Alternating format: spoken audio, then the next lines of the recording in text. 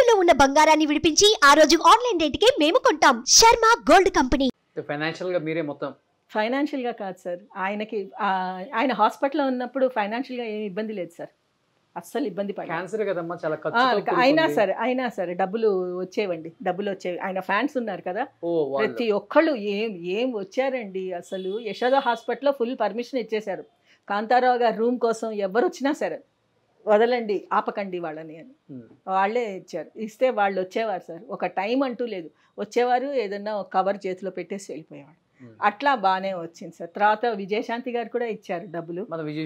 విజయశాంతి గారు మంచి అభిమానం ఆయన అంటే ఆమె ఫస్ట్ హీరోయిన్ గా వచ్చినప్పుడు మా నాన్నగారికే ఫస్ట్ అరంగేట్రం చేసినప్పుడు మా నాన్నగారికే దండం పెట్టింది అనమాట. వాళ్ళు మంచి ఫ్యామిలీ ఫ్రెండ్స్, విజయలలిత గారి తమ్ముడు సీను కూతురు కదా తను. సో వాళ్ళు మంచి ఫ్యామిలీ ఫ్రెండ్స్. విజయశాంతి వచ్చింది చూడటానికి, వచ్చి తను కూడా 50,000 ఎంతో ఇచ్చింది నాన్నగారికి. రామానాయుడు గారు వచ్చారు, ఆయన ఎంతో ఇచ్చాడండి, ఆయన కూడా 20 ఎంతో ఇచ్చినట్టున్నాడు. అట్లా అందరూ హెల్ప్ చేశారు, కొంతమంది చేశారండి ఇండస్ట్రీలో. మేము ఎవరమని అడగలేదు, మా నాన్నగారికి తెలియలేదు, మేము ముందే చెప్పామండి ఆయనకి ఏంటి అని ఏం చెప్పకండి, జస్ట్ మామూలుగా పలకరించండి అని. కానీ తెలుసో తెలీదో మాకైతే తెలియదు సార్. లాస్ట్ 5 days 1 week అయితే అసలు ఫుడ్ కూడా తినేవారు కాదు, తినలేకపోయేవారు పాపం. నాకు వద్దమ్మా, నాకు సహించట్లేదు అని, మాట కూడా ఎక్కువ లేదు, అన్ని సైగ్నలే గుర్తుకొచ్చి ఉంటాయి లైఫ్లో. లైఫ్ అసలు ఎలా ఉన్నాను ఏమండి. లాస్ట్లో ఆయనకి ప్రాణం పోయేటప్పుడు March 22 అండి, మండే నైట్ అనమాట. ఆయన కొట్టుకుంటూ ఉంది, అంటే డాక్టర్ అప్పుడే చెప్పాడు, మధ్యాహ్నమే వచ్చి చెప్పేశాడు, ఇట్లాగూ ఏమండి ఇంకా ఆల్మోస్ట్ అయిపోయింది, నైట్ కూడా గడుస్తుందో గడవదో మేము చెప్పలేము, మీరు ఎవరికైనా ఉంటే చెప్పుకోండి, ఇన్ఫామ్ చేసుకోండి, మీ ప్రిపరేషన్లో మీరు ఉండండి అని. అప్పుడే కేసీఆర్ గారు వైఫ్ కూడా మా నాన్నగారు రూమ్ పక్కనే ఉండేది, వాళ్ళ అమ్మాయి కవిత గారు వచ్చి మీరు బిల్ ఏం కట్టకండి, మీరు అలా వెళ్ళిపోండి, నేను చూసుకుంటా పర్వాలేదు అని చెప్పిందనమాట. ఇంకా లాస్ట్లో డాక్టర్ ఎప్పుడైతే ఇంకా హోప్స్ లేదని చెప్పాడో, ఇంకా ఆఖరిని వచ్చేసరికి సార్ మేము చూస్తూనే ఉన్నాం సార్, ఆయన ఊపిరి తీసుకుంటూనే ఉన్నారు. మేము 5 పిల్లలం ఆయన పక్కనే ఉన్నాం చక్కగా. మా అమ్మ ఉంది, మేమందరం ఉన్నాం. తర్వాత అంతకు ముందే వచ్చి మధ్యాహ్నం మేము వేరే రూమ్లో పెడతామండి, మేము వెంటిలేటర్ మీద పెడతాం అది ఇది అన్నారు. నేనన్నా వెంటిలేటర్ వద్దు మాకు, మీరు పెట్టకండి, మీరు ఓకే వెంటిలేటర్ మీద పెడతారు, మరి మేము అందరం అక్కడ ఉంటాం, ఉండనిస్తారా అని అడిగాం. అట్లా ఉండనిస్తామండి, ఉండనివ్వం అన్నారు. మరి ఆయన్ని లాస్ట్ దీంట్లో ఆయనకి ఇంకా లేదు బతకడం అని చెప్తున్నారు, మరి ఆ లాస్ట్ స్టేజెస్లో మేమందరం దగ్గర ఉండకుండా మీరెందుకండి, మీరు ఎట్లా ఉంటారు, పర్వాలేదు ఇక్కడే ఉండనియండి, మీరు రాసి ఇవ్వండి, అట్లా అయితే మేము రాసిస్తామండి, ఇక్కడే ఉండేయండి, మా కళ్ళెదురుగుండానే ఆయన ప్రాణం పోని, అంటే మేము చూడాలండి ఆయన్ని, ఆయన లాస్ట్ దీని దాకా మేము చూడాలి, అది మా ఇష్టం, మా కోరిక. సరే రాయించుకున్నారు, తర్వాత ఉన్నారు. నైట్ అయ్యేసరికి పాపం ఆయన ఇట్లా అయిపోతుంటే ఇంకా పాపం మా అన్నయ్య వచ్చాడు దగ్గరికి. వచ్చాక నాన్న నువ్వేమీ బాధపడకు నాన్న, నేను చూసుకుంటాను, అమ్మని తమ్ముళ్ళని చెల్లిని అందరిని నేను చూసుకుంటాను, నువ్వేం బాధపడకు నాన్న అన్నారు. అంతేనండి, కంట్లోంచి ఇట్లా నీళ్ళు ఇలా కారిపోయింది. అది విన్నారు, కళ్ళు మూసారు. అది ఆయనకి ఏంటంటే మనసులో మా అమ్మ గురించి చాలా బాధ ఉండేదండి. అంటే మా మదర్కి ఏం తెలీదు, పక్క పల్లెటూరు మా అమ్మ, అస్సలు ఏం తెలీదు, నేనేమీ చేసి పెట్టలేదు దానికి అన్న బాధ. కానీ ఆ లాస్ట్లో ఒక్క కన్నీటి చుక్క మాత్రం మర్చిపోలేమండి. ఆ మాట వినాలి అనే ఆయన బతికాడో ఏమో తెలియదు. ఆ ఒక్క మాట మా అన్నయ్య చెప్పిన తర్వాత ఆయన అయిపోయారు. ఇంకా డాక్టర్ వచ్చి డిక్లేర్ చేశాడు, ఈజ్ నో మోర్ అండి.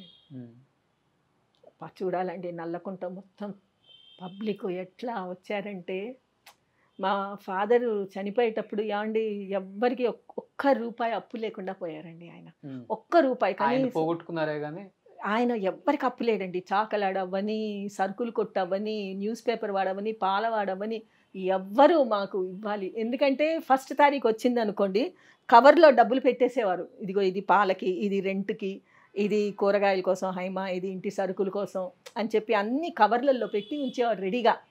ఫస్ట్ వచ్చిందంటే చాలండి, ఎవరి కవర్ వాళ్ళకి అందించేసేవారు అన్నమాట. అంటే ఆయనకేంటి, ఇచ్చేయాలి, మన దగ్గర ఉన్నప్పుడు ఇచ్చేయాలి. ఇప్పుడు ఇబ్బందిగా ఉందనుకో, ఒకరోజు అటు ఇటు అయినా పర్వాలేదు అంటే వాళ్ళే అడ్జస్ట్ అవుతారు. ఎందుకంటే ఉన్నప్పుడు ఇచ్చేయాలి, ఆయన ఉంచుకోవద్దనేవారు, వాళ్ళు కష్టపడి చేసేవాళ్ళు. అందుకని చెప్పి ఆయన మా ఫాదర్ కొంచెం చాలా క్యాల్కులేటెడ్గానే ఉండేవారు. ఇప్పటికీ నా కళ్ళ ముందే కనిపిస్తుంది నాన్న అంటే నాకు గుర్తొచ్చే ఒక సంఘటన అదే అనిపించింది అంటే ఏమని చెప్తారు సుశీల గారు? ఏమండి నేను ఒకటండి కడుపుతో ఉన్నప్పుడు నాకు పెయిన్స్ వస్తుంటే మేడపైన ఉన్నా, కింద దిగాలంటే దిగలేకపోతున్నాను. మా ఫాదర్ ఇట్లా చేతుల మీద ఎత్తుకొని తీసుకెళ్ళారండి హాస్పిటల్కి. నన్ను చేతుల మీద ఇట్లా ఎత్తుకొని మెట్లు దిగారు. నాకు ఆ ఒక్క దృశ్యం నేను అసలు లైఫ్లో మర్చిపోనండి. చాలు అన్నేళ్ళు పెంచినందుకు ఆఖరిన ఫస్ట్ డెలివరీ అనమాట. ఒకే ఒక కూతురు ఆ చేతుల మీద ఎత్తుకొని దిగారండి. అంతేకాదండి నాకు ఎప్పుడు 1970s ఎప్పుడో హిస్టీరియా వచ్చింది. హిస్టీరియా వచ్చినప్పుడు మా నాన్నగారు చేసిన సేవ మాత్రం అస్సలు అంతా ఇంత కాదండి. ఏ చెట్టు కింద మంత్రవాది ఉన్నాడు, ఒక ఇది ఉన్నాడు అంటే వెళ్ళిపోయేవారు. ఏమండి నాకు ఒక్కతే కూతురు, ఏదైనా చెయ్యండి. దానికి ఇట్లా వచ్చింది, నోట మాట పడిపోయింది, మాట లేదు, 4-5 days మాట్లాడలేదు, అన్ని సంజ్ఞలే. అప్పుడు రాజశ్రీ వీళ్ళందరూ వచ్చేవారు.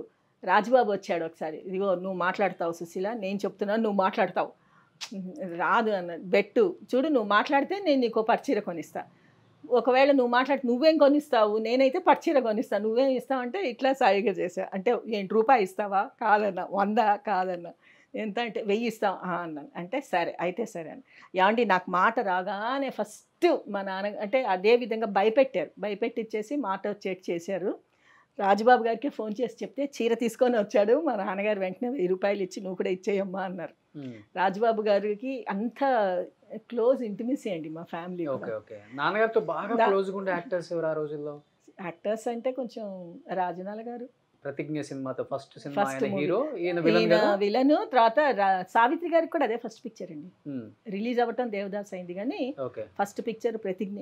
ఆయన ప్రతిజ్ఞకే సైన్ చేసింది, హెచ్ఎం రెడ్డి గారి పిక్చర్కే సైన్ చేశాను సావిత్రి గారు కూడా. సో కొన్ని అట్లా చాలా అనేకమైన ఇది ఉండేదండి. నాకు బాగాలేనప్పుడు పాపం మా ఫాదర్ అర్ధరాత్రి 12ంటికి నిమ్మకాయ చుట్టాలి, తల కింద పెట్టి కట్ చేసి 4 రోడ్లు దగ్గర పడేసి రావాలి అంటే మా నాన్నగారే 12ంటి దాకా మెళుకుగుండి అవన్నీ చేసి తీసుకెళ్ళి పడేసి అప్పుడు ఇంటికి వచ్చి స్నానం చేసి పడుకునేవారు. ఓకే, బ్రాహ్మిన్స్ కదా? అవునండి. కొన్ని ఆచారాలు కూడా ఎక్కువ ఉంటాయి. అంటే మా ఫాదర్కి ఏం ఆచారాలు అంత ఇదిగా ఏమి లేదండి. ఇండస్ట్రీలో ఉన్నారు కాబట్టి అంత మడిగిడి మా ఇంట్లో మడి ఇదేం లేదండి. ఎందుకంటే మా ఫాదర్ నాన్ వెజిటేరియన్ తినేవారు. అంటే షూటింగ్స్కి వెళ్ళేటప్పుడు మరి తప్పవు కదండి, పక్కన ఆర్టిస్టులు ఉన్నప్పుడు ఇంకా మా నాన్నగారు తింటారులేండి నాన్ వెజిటేరియన్, ఆయన తింటారు.